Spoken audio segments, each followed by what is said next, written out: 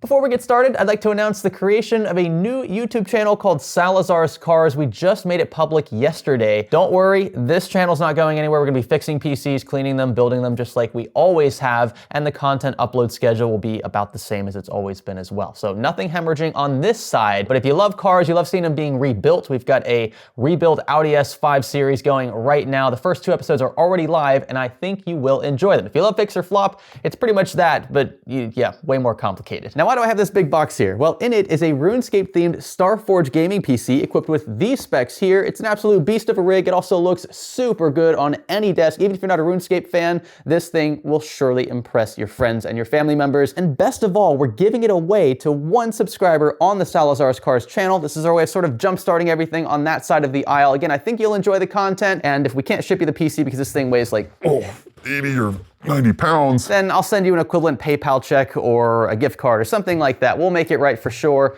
get you square. But again, I appreciate your support. Now back to regular content. A good friend of mine reached out a few weeks ago about the prospect of building a new gaming PC, budget of around $1,200, which was very healthy. We filmed it, you'll see it up on the channel probably sometime next month, if I had to guess. But you will hear periodically in said video how disappointed I was with the current state of the graphics card market. This, unfortunately, is a familiar sight, but for different reasons than before. See, with the mining craze, slice supply, and stimulus checks burning holes in pockets, the rut of 2020-ish was among the worst I'd ever seen. Graphics cards, new or used, were nearly impossible to attain for reasonable prices, if you could even find them. But today, we're facing an interesting problem with corporate ethics, changes in demand origin, and geopolitical tension. The result is a dismal graphics card market for the average shopper, myself included. And a small disclaimer there, I'm lumping myself into this category because I rarely receive graphics cards for review or builds, ergo for free. I just have never really been in the review loop, and our video preferences have slowly phased out the need for day one coverage, which is another reason why we don't get sent tons of graphics cards. So a vast majority of what you see me building with today comes out of my own pocket. And I'm okay with that because it means that I get to experience those price sensitivities in much the same ways you do. In fact, I probably feel it more so because I'm building so many PCs to keep this channel running. And let me tell you, over the past few months, I have dreaded hunting for graphics cards. So like competitive Radeon cards, for example, are either out of stock or priced way over MSRP. Nvidia's doing what Nvidia does, intentionally shunting reviewers from coverage pre-launch and prioritizing the AI boom over its tried and true gamer base, which has been happening for a few years now. And the list goes on and on. So it seems like this time around, there are many smaller causes for prices like these here, and they're making building a gaming PC in pretty much any price category a major pain. So let's talk about these issues. We'll deep dive a bit into inventory levels as well as the used market and discuss what is still available at a decent value. Stay with me. Are you sitting on a gaming PC without an activated copy of Windows? Forget $100+ retail keys. Instead, snag an OEM Windows 10 or 11 key for a fraction of the price to unlock the full potential of the OS. Oh, and don't worry, they'll still remove those pesky activation watermarks. Click the links below to get started today and easily activate with your key under the activation tab within Windows settings. And be sure to use our special offer code SKGS for a sweet discount on a variety of options, including Windows 10 and 11, Pro and Home, and more. To kick things off, boy oh boy, this one I could go on and on about. I'm shocked and I'm not that Nvidia has stooped this low. And to catch you up to speed, what I mean by that is they decided to not only set embargo coverage to the week of Computex, full well knowing most tech media would be present away from their test benches and unable to pump out timely coverage, although shout out to Hardware Unboxed for doing it anyway, that was pretty clutch. But reports have piled regarding the company's withholding of pre-release drivers for specific reviewers. And this sort of cherry picking is what really rubbed me the wrong way, even though I'm not really involved in, again, day one seeding. This was just, in my opinion, an obvious attempt to curtail the narrative surrounding the card's value. I mean, most of those reviews have already hit the web, and we'll link a few helpful ones below if you're interested. But if even only half of these reports are true, it suggests Nvidia's outlook on independent media has gone totally sour. I mean, no one likes to hear negatives about their precious new products. We get it. It's not fun, but a free and independent media with equal access to pre-launch material is vital for not only day one buyers, but also for projecting corporate confidence in said product. So take this, for example. If Nvidia thought that their RTX 5060 was that good, would you expect them to keep things cool, casual, and unbiased regarding seating, review materials, and expectations? Yeah, they should be pretty chill. They're confident. Hey, do what you guys want, test it. We have full faith and backing in our products, and we're confident that no matter what situation you put it in, of course, blatant biases aside, the card should hold its own and should speak for itself. But that's not what we're getting. In a perfect world, they would have nothing to hide and they would act as such. So the idea that only certain games could be tested, for example, and that gimmicky features like frame gen would need to be enabled during reviews suggests that they do in fact have things to hide, probably a lot of them. 8 gigs of VRAM for starters in a card of this caliber is laughable, not that they were hiding that. And the performance uplift over last gen 60 series equivalent is, you guessed it, also pretty laughable. The company's continued leveraging of features and software to boost performance are just plain discouraging, to add insult to injury. But you likely wouldn't know this if you only noticed reviews from those Nvidia allegedly wants you to see. It's the classic bully, right? So big, so tough, feeling like nothing can stand in your way. But it gets to your head. They intend on pushing the boundaries of what's acceptable, in my opinion, what is ethical, all the while attempting to body the likes of Gamers Nexus and others who insist on pushing back. And good for them. This sort of corporate culture around Team Green in recent launches has, in my opinion, completely ruined the prospect of any new graphics card purchase from Nvidia's side of the aisle. When I look at graphics card purchases today, I'm almost totally put off by buying anything relatively modern from Nvidia. That is just how I feel. Most on sale today are overpriced and lacking healthy features, again, like abundant levels of video memory, the effects of which gamers will continue to feel more and more with time.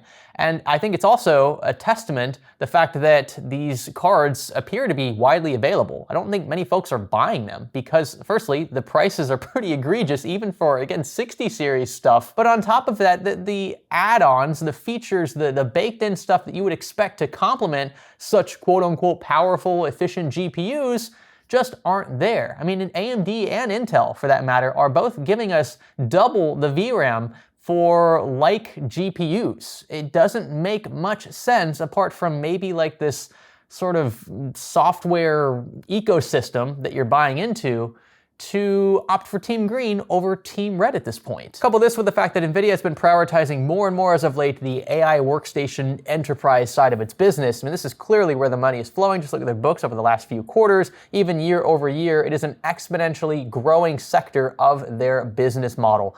It doesn't make much sense from a shareholder's perspective to continue prioritizing gaming, which used to be their bread and butter, when all of the money is in AI. It's annoying. There's not much we can really do about it, but it is one of the reasons I believe why there are such huge price gaps between their models today, whereas 10 or 15 years ago, that simply was not the case. As for AMD and its Radeon brand, things would be better if you could actually find stuff in stock. So firstly, yes, the 9060 XT, which was just announced, looks great for the price. But if this launch fares anything like the 9070 XT, stock will, likely suffer, which isn't unheard of for hotly anticipated releases, though combined with price gouging we've been seeing as of late from some retailers and third-party sellers, it is unclear when this card will be widely available at MSRP. My guess from experience would be somewhere between, say, 3 to 6 months, barring any cataclysmic event. Ultimately, AMD can't really control what retailers charge for their cards, and these cards,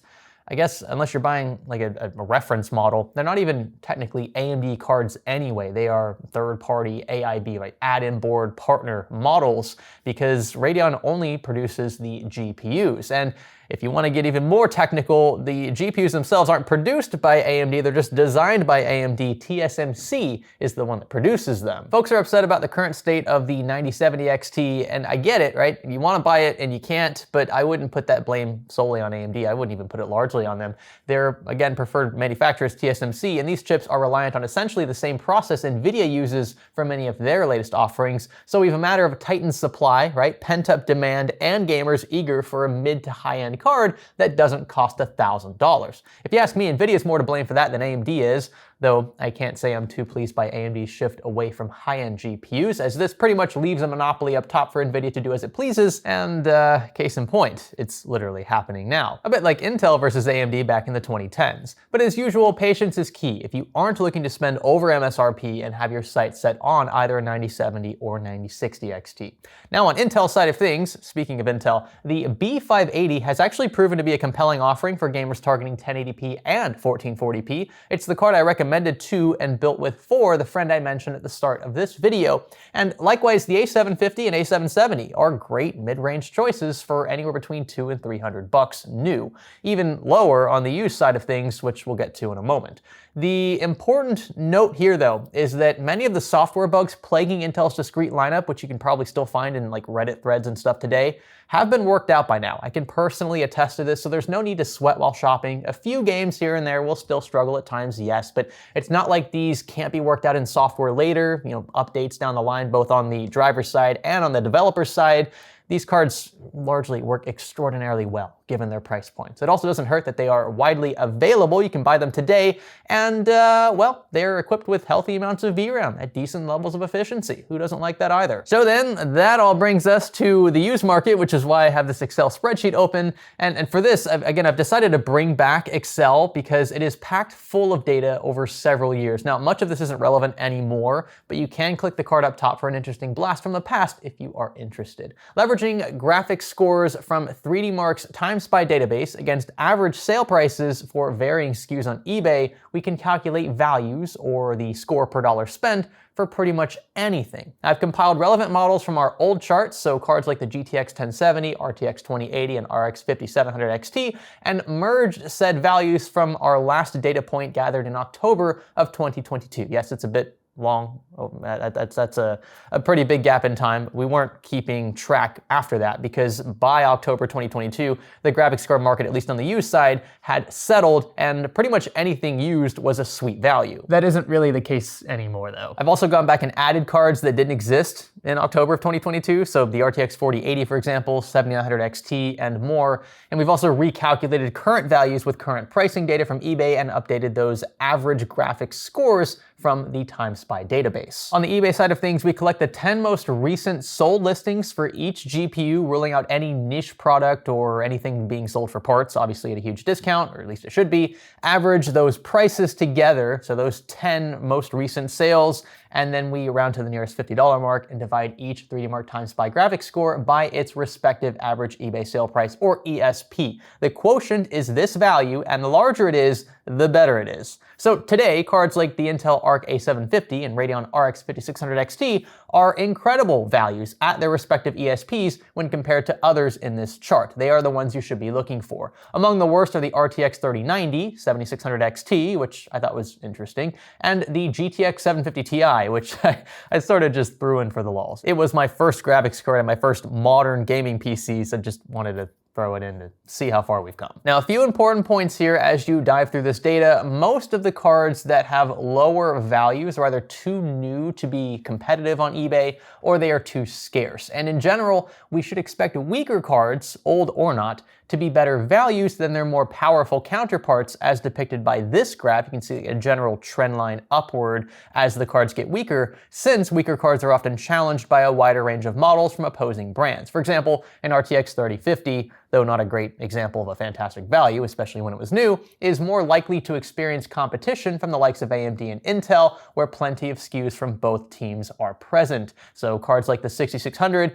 and A750, they exist in high quantities, and there are also several derivations of these cards, the RX 6600 or the XT model, the 6700, 6700 XT. These cards also become competitive by proxy with cards from the same manufacturer but older generations. So that's things like the GTX 1080, RTX 2060, and so on. It gets worse with time because so many of these cards sort of stack up down the line, and that's what ultimately drives prices to a floor of roughly $50 to $100, where models like the RX 570 currently reside. And these aren't likely to fall much below $50 due to things like scarcity, vintage prospects, not really the case here, but it has happened before, and convenience. A seller, for example, may not even bother listing a graphics card below $50, as it may not be worth their time to repackage, drop off at a nearby shipper, and be subjected to sellers' fees, buyers with questionable ethics, etc. Sometimes it's better to give something away to a friend or family member than to jump through the hoops of selling something for a $30 profit, not including the initial investment. So there's that. I encourage you to do that. If you have like an old, say, RX 460 or something laying around, give it to a friend or family member. It's a good way to jumpstart and encourage them to build their first gaming PC. And it doesn't need to be anything exceptional. It could be a $300 rig, something to get their feet wet. That is a great start. It's a great way to sort of like build a passion around custom rigs. Now you'll also notice I've highlighted higher performing cards in this chart with green, others below in yellow, and the lowest in red. And this is a very rough approximation, let's say, of expected performance based on resolution. So the green ones should be 4K capable, though to varying levels of in-game settings. The yellow should be 1440p capable, and red for 1080p. Highly game dependent as well. I just want to stress that. So, you know, if you're looking to play Starfield in 4K, you're gonna have a different experience than if you play like CSGO in 4K. So take this with a huge bag of salt. But I tried my best to group these according to how I thought they'd fare generally with legs fully stretched. And they work out to about 15,000 and up on the graphics score in TimeSpy for 4K, about 10 to 15K on that graphics score for 1440p. And I just threw anything below 10,000 into the 1080p category. Although again, a 750 Ti is gonna perform a lot different than a GTX 1070. So in the 4K category, there isn't really much to choose from on eBay that I think is a good value necessarily. The RX 6000 XT is okay for around $400, but this used to be a lot cheaper. I will say that this has gone up in price. It's a bit discouraging. I think that it's probably best to buy something, say, refurbished, like a 7900 GRE. If you can squeeze one out,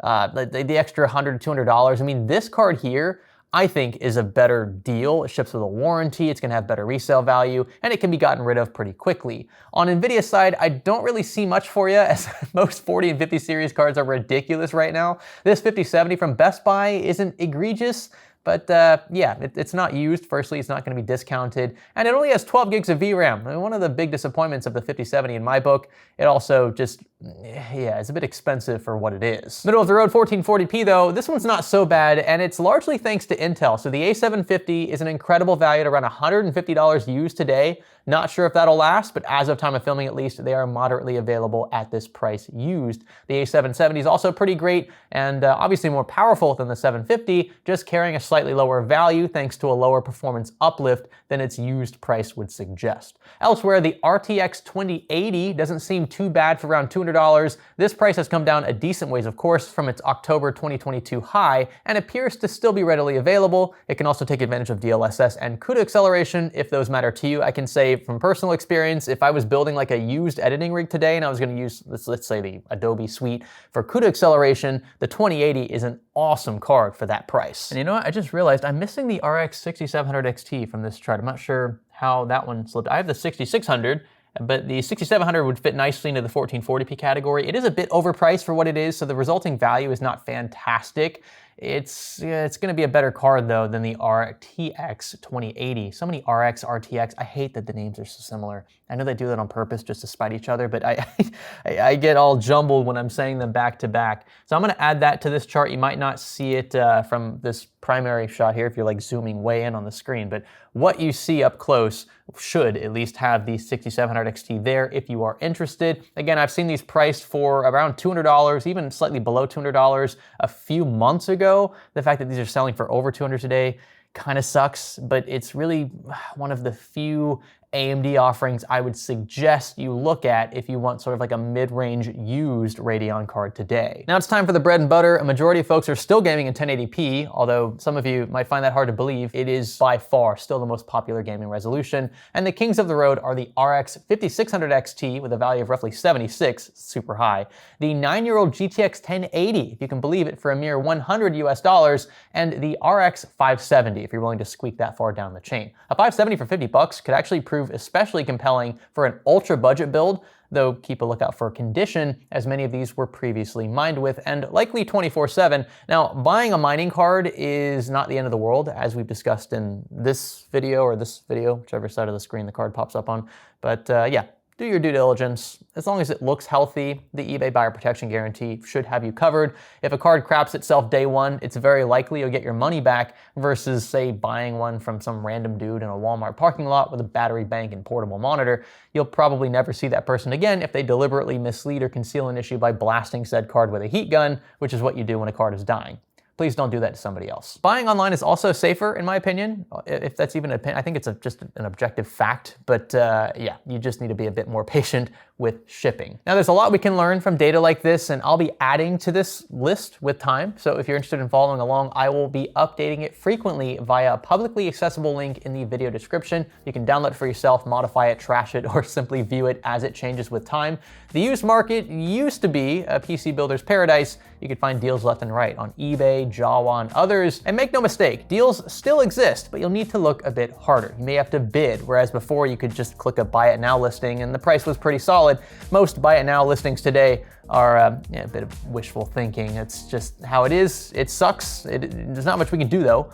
We just kind of have to work around it and be patient and hone in on the cards that are still decent values. So hopefully now you have a better understanding as to why things are, firstly, the way they are, and what can be done to circumvent said roadblocks. If you enjoyed this one, consider subscribing, leaving a comment, and sticking around for the next. Also, be sure to join that giveaway and check out the new channel, Salazar's Cars, where I'm currently in the middle of rebuilding a bit of a disaster in the garage below this room. Yeah, that's the plug. Thanks again for watching, and thanks for learning with me.